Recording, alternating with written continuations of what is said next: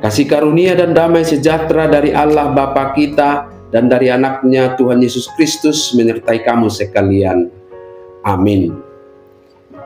Shalom saudara-saudari, sahabatku yang terkasih di dalam nama Tuhan Yesus. Firman Tuhan yang menyapa kita hari ini, hari Rabu tanggal 21 Januari 2026, tertulis dalam kitab 1 Samuel pasal 3 ayat 10.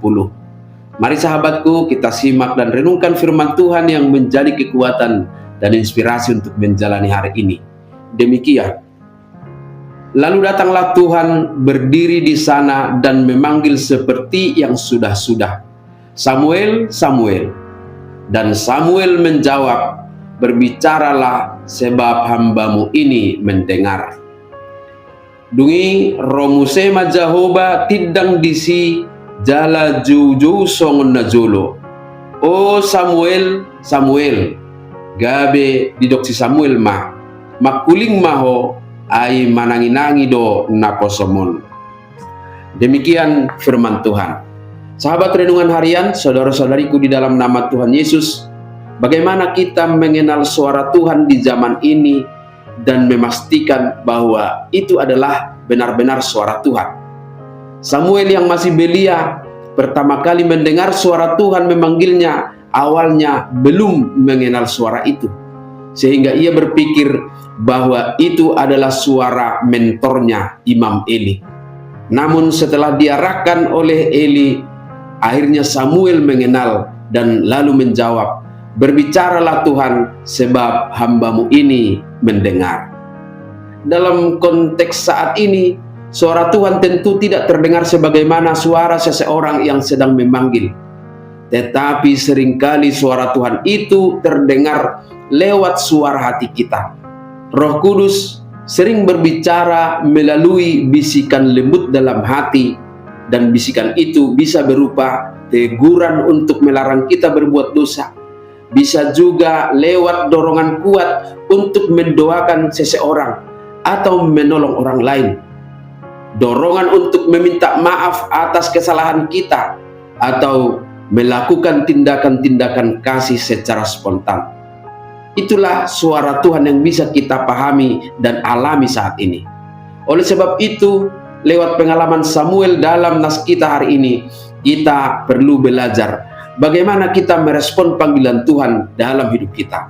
Pertama, kita harus menjadi pribadi yang peka akan suara Tuhan. Kondisi kita saat ini yang terlalu sibuk dengan pekerjaan, urusan-urusan dunia, atau masalah pribadi bisa menjadi penghalang bagi kita yang membuat kita sulit mendengar suara Tuhan. Kita perlu menyediakan waktu untuk berdoa pribadi dan merenungkan firman Tuhan agar kita semakin peka terhadap kehendak dan suara Tuhan dalam hidup kita. Seringkali kita gagal mendengar suara Tuhan, bukan karena Tuhan tidak berfirman, atau bukan karena Dia tidak berbicara, tetapi karena kita terlalu sibuk dengan pekerjaan dan kesenangan kita, dengan ambisi kita, dan bahkan sibuk dengan kekhawatiran kita.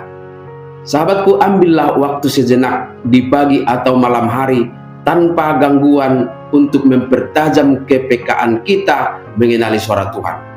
Katakanlah dalam hati, "Tuhan, aku di sini, aku siap mendengarmu." Yang kedua, sahabatku semua, tetaplah rendah hati untuk dibimbing.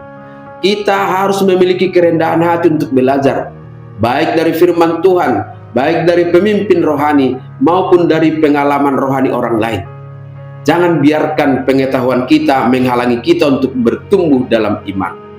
Dan yang ketiga, sahabatku semua, respon kita menjawab panggilan Tuhan dengan kesediaan itu sangat penting. Setelah diberi arahan oleh Eli, Samuel akhirnya menjawab, "Berbicaralah Tuhan sebab hambamu ini mendengar." Respon ini menunjukkan hati yang siap untuk melaksanakan kehendak Tuhan Allah. Sebagai orang percaya, hanya dengan kuat kuasa firman Tuhan kita siap untuk menjalani hidup, melayani keluarga kita dan sesama dengan kasih, membimbing anak-anak dalam iman, dan melakukan pekerjaan-pekerjaan kita sehari-hari dengan penuh tanggung jawab. Amin. Selamat beraktivitas, Tuhan memberkati.